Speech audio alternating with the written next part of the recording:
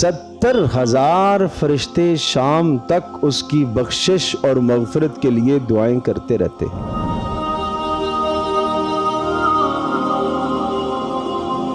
پیارے پیغمبر صلی اللہ تعالی علیہ وسلم نے ارشاد فرمایا، ما من مسلم یعود مسلما غدوۃ، جو آدمی اپنے مسلمان بھائی کی بیمار پرسی کرنے کے لیے صبح کو نکلتا ہے، سویرے سویرے جاتا ہے، تو کیا ہوتا ہے؟ الا صلی علیہ 70,000 ملک، 70,000 فرشتے شام تک اس کی بخشش اور مغفرت کے لیے دعائیں کرتے رہتے ہیں۔ یہ کوئی کم اجر ہے؟ اور عجیب بات، صحابہ کرام رضی اللہ عنہم اجمعین کا شوق اور ذوق دیکھیے۔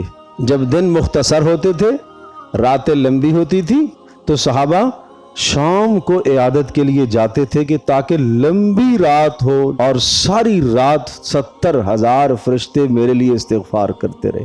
اور جب دن بڑے ہوتے تھے تو صبح کو جاتے تھے تاکہ شام تک لمبا وقت ہے، طویل وقت ہے، اور اس طویل وقت میں تاکہ فرشتے میرے لیے استغفار اور بخشش کی دعا کرتے رہیں۔ فرشتے کیا دعا کرتے ہیں؟ اے اللہ اس بیمار پرسی کرنے والے کی مغفرت فرما دے، اے اللہ اس بیمار پرسی کرنے والے پر رحم فرما دے۔